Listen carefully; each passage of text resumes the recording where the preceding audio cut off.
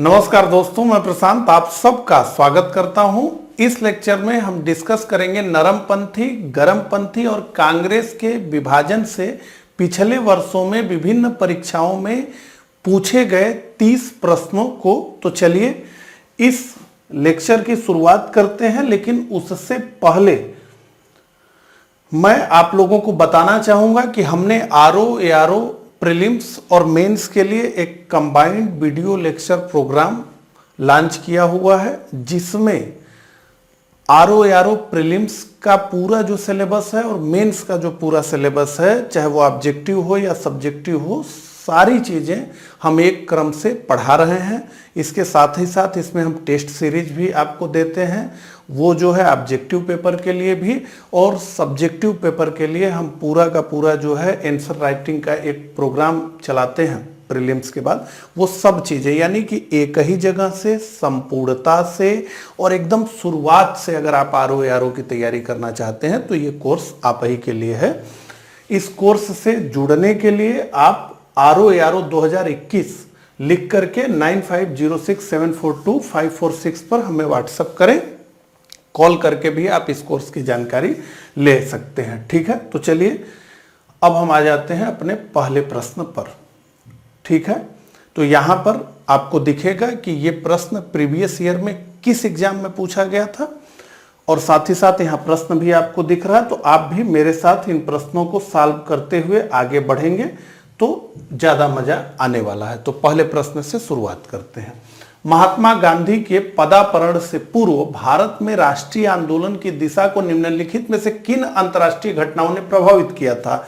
1898 के Italy Abyssinia युद्ध ने, चीन के बक्सर आंदोलन ने, आयरलैंड के क्रांतिकारी आंदोलन ने और रूस जापान के युद्ध में जापान की विजय ने। तो अब यहाँ पे प्रश्न के ऑप्शंस जो है आपको दिख रहे हैं। अब इसमें से किन किन घटनाओं ने राष्ट्रीय आंदोलन की दिशा को प्रभावित किया था, वो प्रश्न पूछा जा रहा है। तो देखिए, जो भारत में ब्रिटिश राज स्थापित था उसके पीछे एक धारणा ये थी कि यूरोपीय असल में एक श्रेष्ठ नस्ल के हैं, ये उच्च नस्ल के लोग हैं, इसलिए ये अजेय हैं, इनको हराया नहीं जा सकता।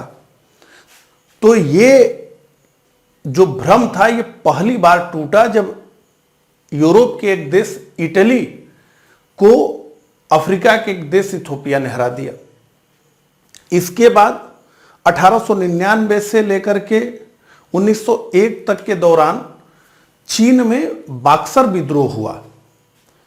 तो अपने देश में चीन के जो नवयुवक थे वो इन कई औपनिवेशिक शक्तियां चीन में घुस गई थी उस दौर में, तो इनसे वो परेशान हो गए थे, ईसाई मिशनरियों से वो परेशान हो गए थे।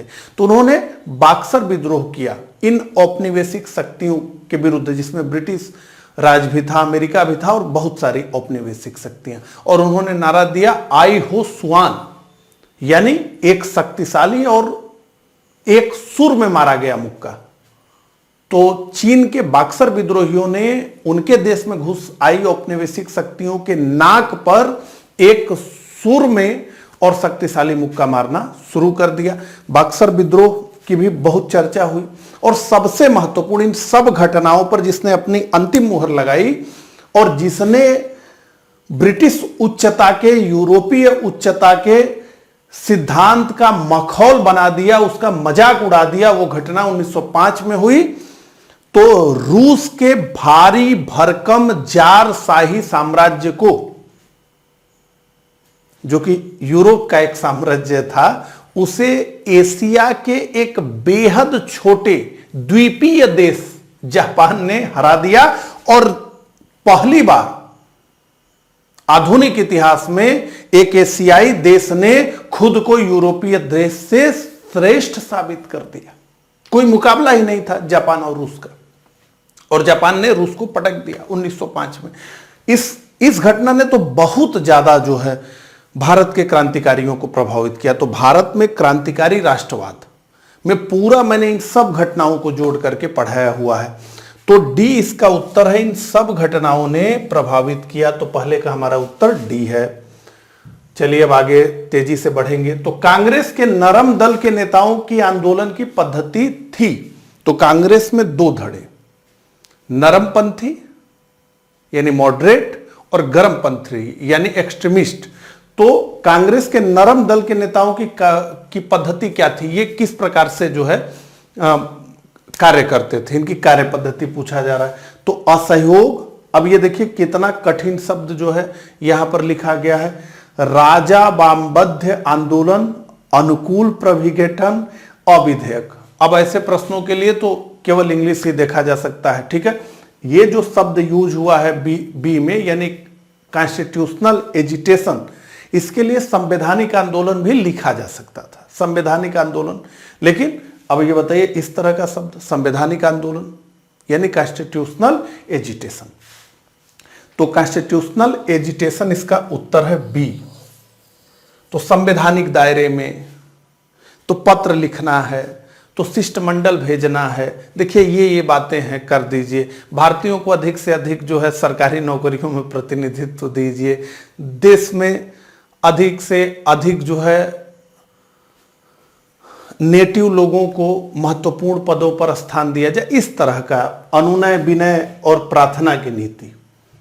तीसरा, निम्नलिखित में से किस आंदोलन के कारण भारतीय राष्ट्रीय कांग्रेस का विभाजन हुआ, जिसके परिणाम स्वरूप नरम दल और गर्म दल का उद्भव हुआ। तो किस आंदोलन के बाद यह हुआ, तो स्वदेशी आंदोलन, भारत छोड़ो आंदोलन, असहयोग आंदोलन, सविनय अवज्ञा आंदोलन। आईएएस प्री 2015 में पूछा गया यह प्रश्न था, निश्चित रूप से आसान प्रश्न था। तो इसका उत्तर है स्वदेशी आंदोलन। स्वदेशी आंदोलन जो कि बंगाल विभाजन के बाद शुरू हुआ, ने कांग्रेस में दो धड़ों को धीरे धीरे स्पष्ट कर दिया। तो एक तरफ तो लाल बाल पाल और अरविंदो घोष की तिगड़ी थी, जिन्हें गर्मपंथी कहा गया, एक्सट्रीमिस्ट कहा गया, गर्म दल कहा गया। इन लोगों का विचार था कि हमें स्वदेशी आंदोलन को पूरे देश में विस्तृत करना चाहिए, जबकि नरम पंथियों का यह कहना था कि बंगाल विभाजन बंगाल का क्षेत्रीय मुद्दा है, तो स्वदेशी आंदोलन चलाना है आप चलाइए, लेकिन बंगाल के अंदर चलाइए, इसको बंगाल के बाहर नहीं ले जाना है। तो 1905 के बनारस अधिवेशन, 1906 के कलकत्ता अधिवेशन और फाइनली 1907 के सूरत अधिवेशन में विभाजन हो गया। तो ये तीनों के तीनों अधिवेशन जो है बड़े महत्वपूर्ण हैं, जो बंगाल विभाजन के बाद हुआ, और वो स्वदेशी आंदोलन का किस प्रकार से प्रारूप होगा इसी को लेकर के था। आगे हम उसकी बात करेंगे। अगला, अधिकतर नरमपंथी नेता थे, अधिकतर नरमपंथी नेता थे ग्रामीण क्षेत्रों से, शहरी क्षेत्रों से, ग्रामीण तथा शहरी क्षेत्र दोनों से, पंजाब से। तो अंतिम विकल्प तो गलत है, शहरी क्षेत्रों से 20 का उत्तर है। हालांकि तीनों के तीनों विकल्प गलत हैं, मतलब मैं कहना यह चाह रहा था कि अंतिम जो विकल्प है वो तो एकदम रिलीवेंट नहीं है।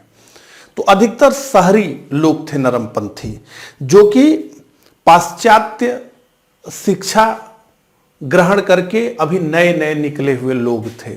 अधिकतर वकील थे, बुद्धिजीवी थे, इस तरह के लोग थे। इनकी बहुत अपील जनता में नहीं थी, ये शहरों में निवास करने वाले लोग थे। अगला, निम्नलिखित में से किसने 1904 से लगातार भारत को स्वशासन देने पर बल दिया?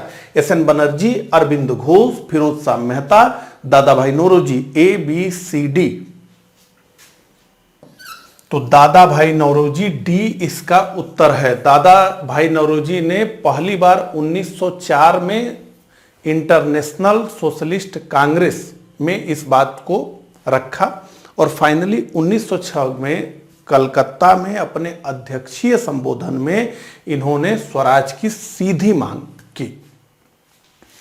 तो दादा भाई नौरोजी हमारा उत्तर है। अगला, निम्न में कौन उग्रपंथी नहीं था?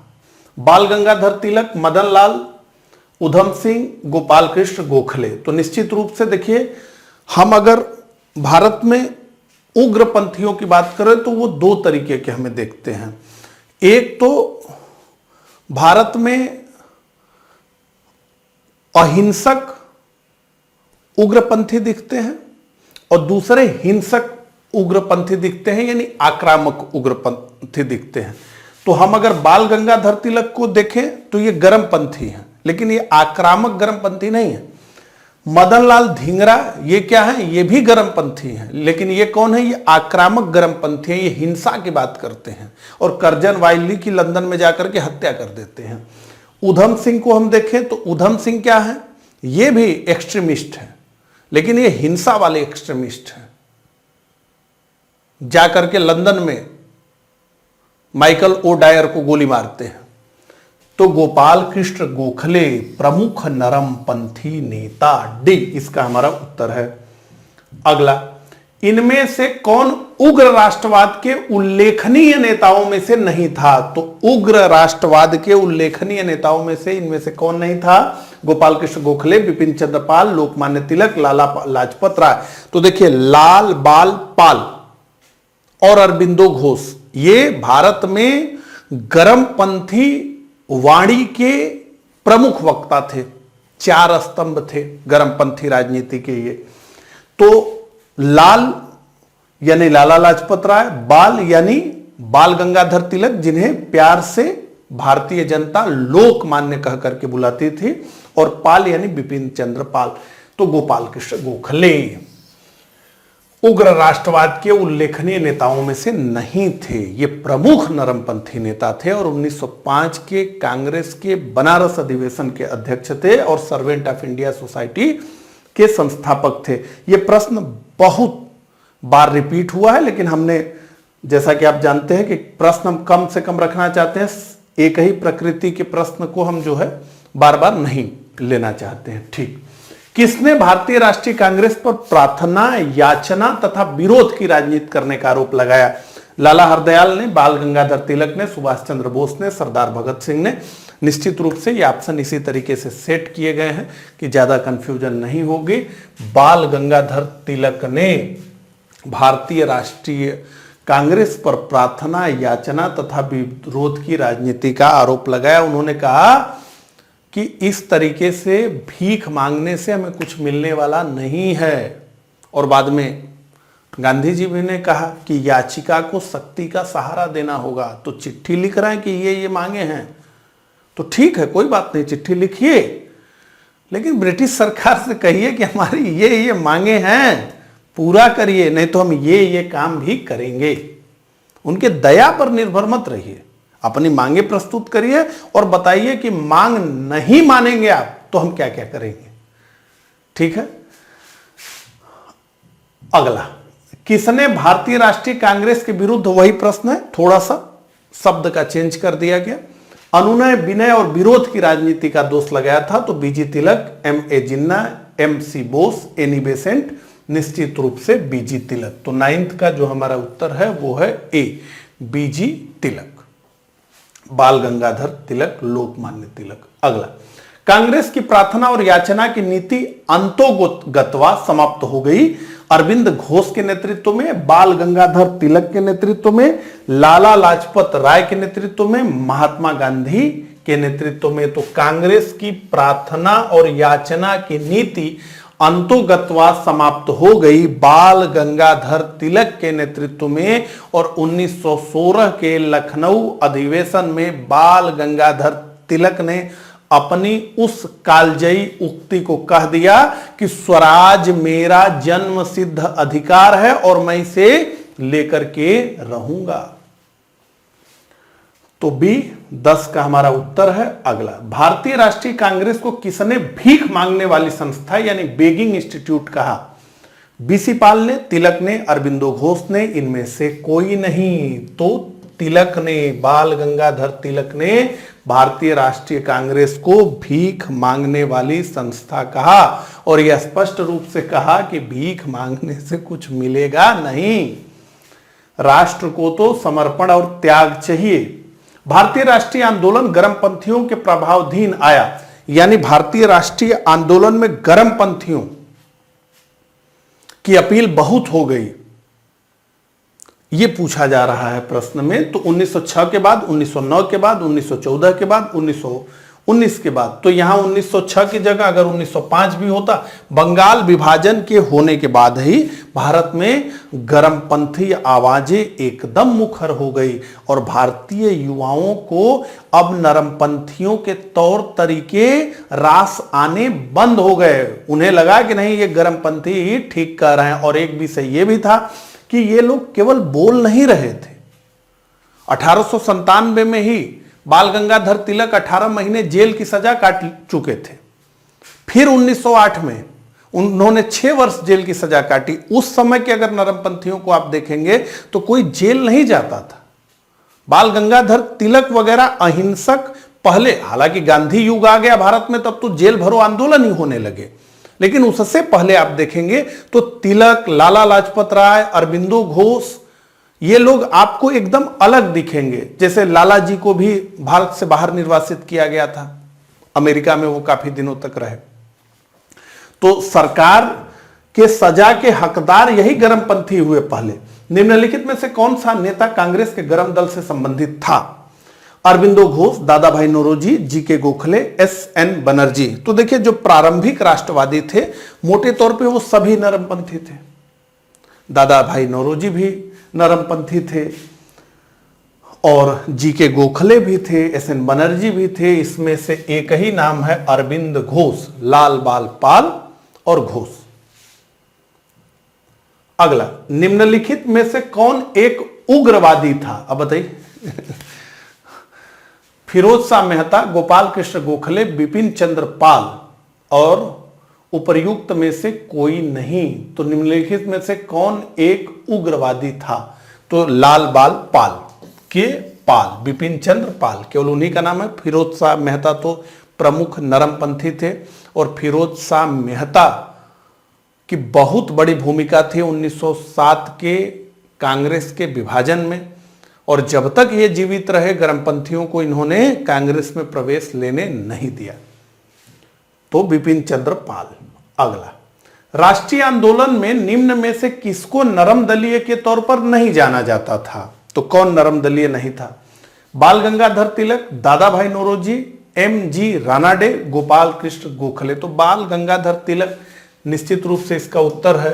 इन्हें नरम दलीय के तौर पर नहीं जाना जाता था। तो ये 4 नाम अगर आप याद कर लेंगे, यही आधार स्तंभ थे, लाल बाल पाल और घोष, ये 4 स्तंभ गर्मपंथियों के। अगला, शेरे पंजाब के नाम से इनमें से कौन मशहूर थे? राजगुरु, भगत सिंह, लाला लाजपत राय, उधम सिंह। तो लाला लाजपत राय शेरे पंजाब के नाम से मशहूर थे और इन्हें पंजाब केसरी के नाम से भी जाना जाता है। तो सी। और इसीलिए साइमन कमीशन के विरोध के दौरान जब सैंडर्स ने इन पे लाठियां बरसाई और बाद में इनकी मृत्यु हो गई, तो इसे क्रांतिकारियों ने राष्ट्र का अपमान घोषित किया और उन्होंने ये कहा कि 30 करोड़ भारतीयों के नेता को एक साधारण सा पुलिस अधिकारी लाठी से मार दे तो ये राष्ट्र का अपमान हुआ है। और जो नवयुवक हैं इस 30 करोड़ के राष्ट्र में, उनके पौरुष को ब्रिटिश सरकार ने ललकारा है। वो जो सैंडर्स को मारने के बाद जो पोस्टर जारी हुआ था उस पर यह सब लिखा था। हमने क्रांतिकारी राष्ट्रवाद में इसको बड़े विस्तार से डिस्कस किया था। निम्नलिखित में से कौन भारतीय राष्ट्रीय कांग्रेस में उदारवादियों से जुड़ा नहीं था? तो उदारवादी, प्रारंभिक राष्ट्रवादी, नरमपंथी, ये सब।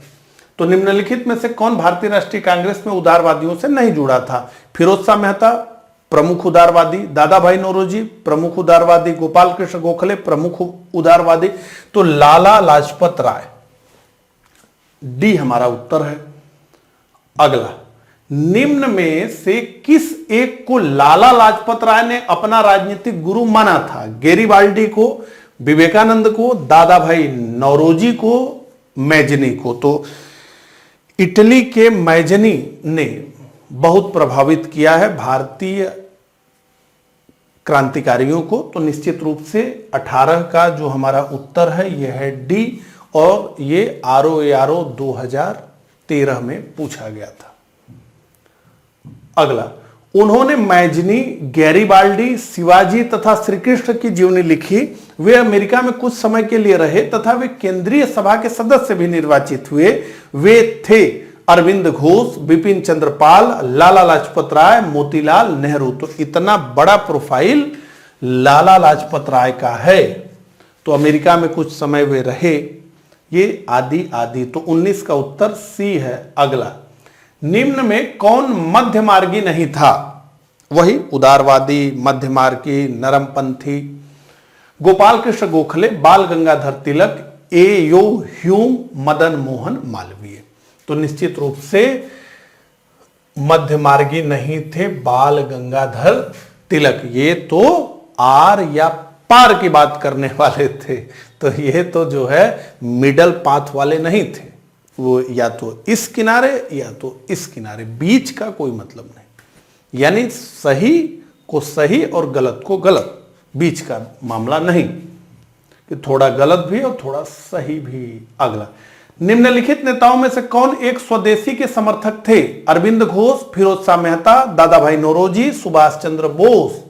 तो निम्नलिखित नेताओं में से कौन एक स्वदेशी के समर्थक थे? अब इस तरह के प्रश्न जो है जब पूछे जाते हैं तो थोड़ा सा कंफ्यूजन भी आता है। अब देखिए, दादा भाई नौरोजी जब अध्यक्ष थे बंगाल विभाजन के बाद 1906 में, तो स्वराज शब्द, हालांकि कहा जाता है कि गर्मपंथियों का बड़ा दबाव था कि नहीं स्वराज की तो बात करनी ही होगी, राष्ट्रीय शिक्षा नीति की तो आपको बात करनी ही होगी, आपको स्वदेशी की तो बात करनी ही होगी, आपको बहिष्कार की बात तो करनी ही होगी, और ये चारों प्रस्ताव पारित हुए थे।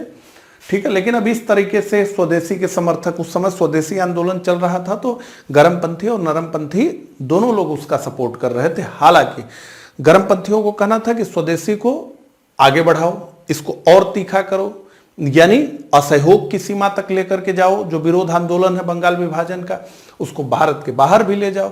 लेकिन नरमपंथियों का कहना था कि नहीं, ये बंगाल का क्षेत्र है, इसको बंगाल तक ही रहने दो। हालांकि इस हिसाब से हम देखें तो ये एक नाम हमें अरविंद घोष का दिख रहा है गर्मपंथी का, और ज्यादातर जो है नरमपंथी है। हालांकि सुभाष चंद्र बोस की अगर हम बात करें तो ये भी भारत में उग्र पंथी आवाज थे। तो इन्होंने तो पूरा जो है एक सेना का भी निर्माण कर दिया। लेकिन यहां बात स्वदेशी की हो रही है, इसलिए डी का कोई ऑप्शन नहीं है। तो ये दो नाम नरमपंथियों के हैं जो उस दौर में थे, और एक नाम गर्मपंथी। अगला, निम्नलिखित में से किसे भारतीय अशांति के जनक के रूप में जाना जाता है? ए.यो. ह्यूम, दादा भाई नौरोजी, लोकमान्य तिलक, महात्मा गांधी। इस तरह के प्रश्न पूछे ही नहीं जाने चाहिए मेरे हिसाब से, या तो नाम लेकर के पूछे जाने चाहिए कि किसने किसको भारतीय अशांति का जनक कहा, कि मतलब किसी को कोट करिए, या तो फिर इसको जाने ही दीजिए। ए.यो. ह्यूम, दादा भाई नौरोजी, लोकमान्य तिलक। और देखिए ऑप्शन क्या सेट किया गया है, लोकमान्य तिलक। उपाधि जनता से मिलती है, दूसरे से मिलती है, नाम मां बाप रखते हैं। जिसे भारत में लोकमान्य की उपाधि मिली है, यानी जो लोगों में प्रतिष्ठित है, उस व्यक्ति को प्रश्न भारतीय शांति के जनक। और यहां बाल गंगाधर तिलक भी नहीं लिखे, लोकमान्य तिलक लिख दिए, तो बाल गंगाधर तिलक ही लिखते। जिसे भारतीय जनता प्रेम से लोकमान्य कह करके पुकारती हो, वो भारतीय शांति का जनक कैसे होगा? लेकिन यहां उत्तर सी ही है, लोकमान्य तिलक। ये यूपी पीसीएस मेंस में पूछा गया। वेलेंटाइन सिरोल ने बाल गंगाधर तिलक को कहा कि ये भारतीय शांति के जनक हैं, ये कुछ न कुछ ऐसा काम जरूर करते हैं जिससे कि भारत में डिस्टरबेंस होता है। तो वेलेंटाइन सिरोल के अनुसार लोकमान्य तिलक भारतीय शांति के जनक थे। हालांकि भारतीय उन्हें अपना लोकमान्य मानते थे, यानी जो कि लोगों में प्रतिष्ठित थे और लोगों ने जिन्हें मान्यता दी थी। बाल गंगाधर तिलक को किसने अशांति का जनक कहा? Lord Curzon, Vincent Smith, Valentine Chirol ने यह बात कही। सी, जैसा कि मैंने आपको बताया, तो 23 का हमारा उत्तर है सी। आगे बढ़ते हैं। बीजी तिलक को सजा के पश्चात निम्नलिखित में से किसने दया की वकालत की थी और कहा था, संस्कृत के एक विद्वान के रूप में तिलक में मेरी दिलचस्पी है? Rabindranath Tagore, Max Muller, Bipin Chandra Pal, William Jones. तो मैक्स मूलर बी इसका उत्तर है। तो मैक्स मूलर ने कहा कि संस्कृत के एक विद्वान के रूप में तिलक में मेरी दिलचस्पी है। तो बी हमारा 24 का उत्तर हुआ। अगला, बाल गंगाधर तिलक लोकमान्य तिलक के नाम से जाने जाने लगे जब वे एक लोकप्रिय शिक्षक बने। उन्होंने एक लोकप्रिय अखबार शुरू किया। सरकार ने उन्हें रैंड मर्डर केस में अभियुक्त बनाया। उन्होंने शिवाजी और गणपति उत्सव शुरू किया। उपर्युक्त में से कोई नहीं, उपर्युक्त में से एक से अधिक।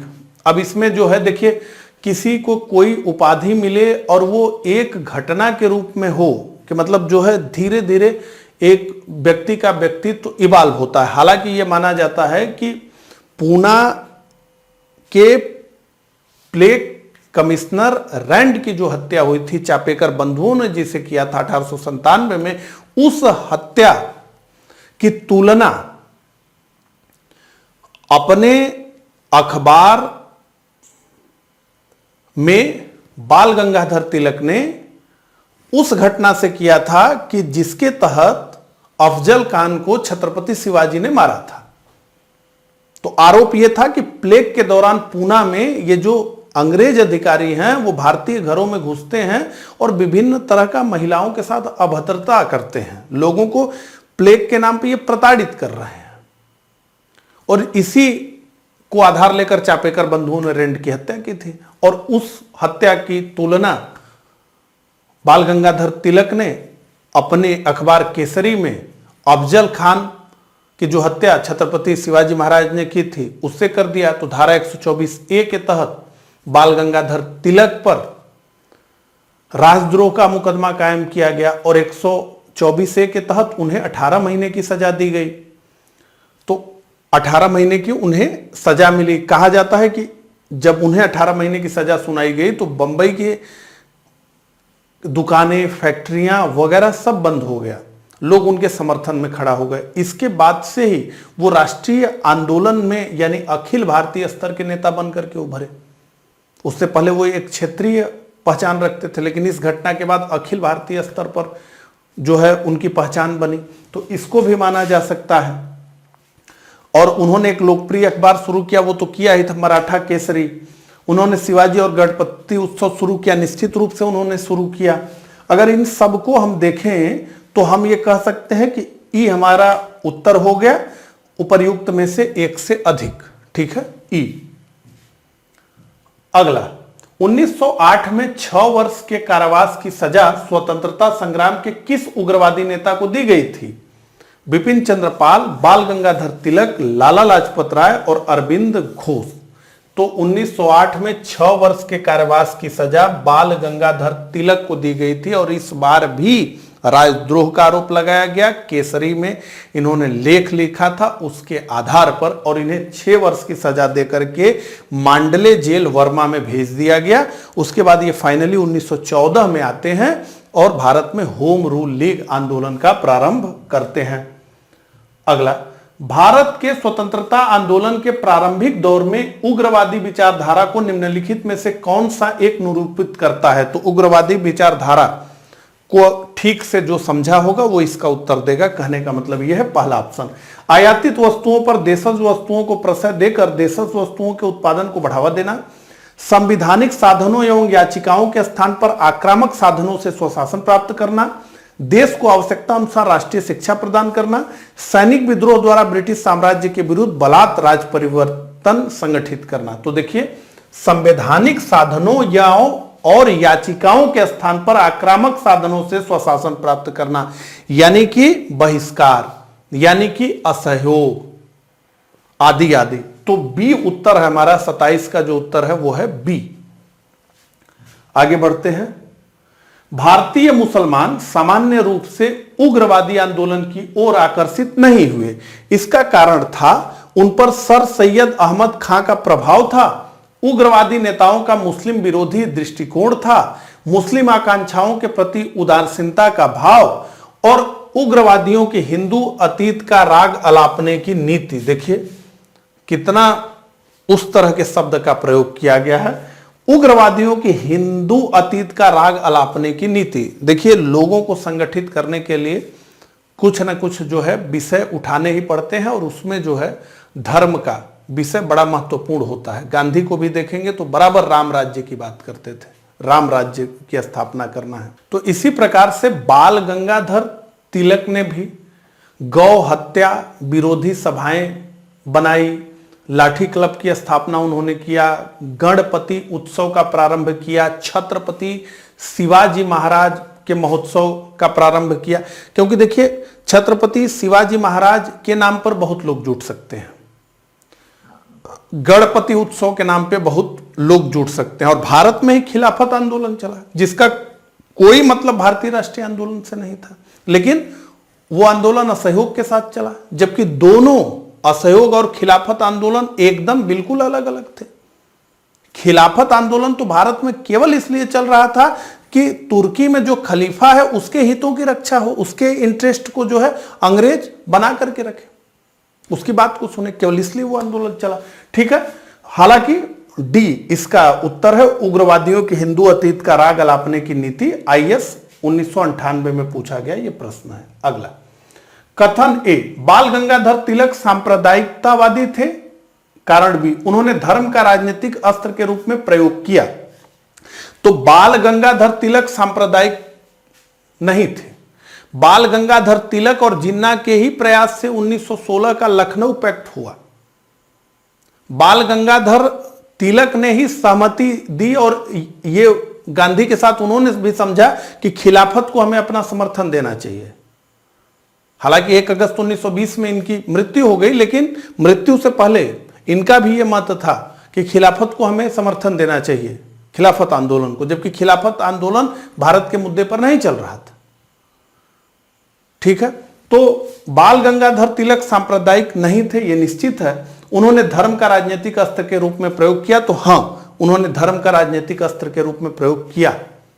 उन्होंने छत्रपति शिवाजी महोत्सव का आयोजन करवाया, उन्होंने गणपति उत्सव की शुरुआत कराई, उन्होंने गौ हत्या विरोधी कई सभाओं को संगठित किया, ये सब किया उन्होंने।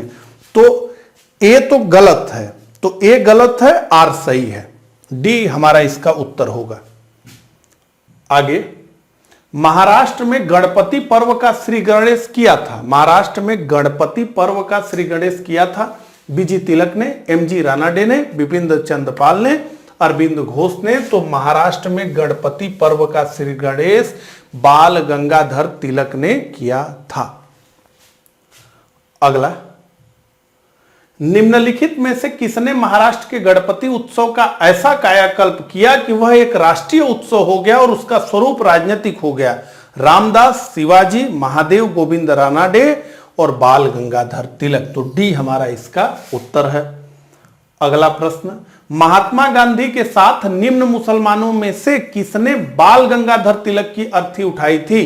तो शौकत अली, मोहम्मद अली, मौलाना AK आजाद, MA अंसारी। 1 अगस्त 1920 को बाल गंगाधर तिलक की मृत्यु हुई और इनकी मृत्यु के बाद इनको कंधा दिया शौकत अली यानी A और डॉक्टर सैफुद्दीन किचलू ने। ठीक है, तो ए हमारा इसका उत्तर है।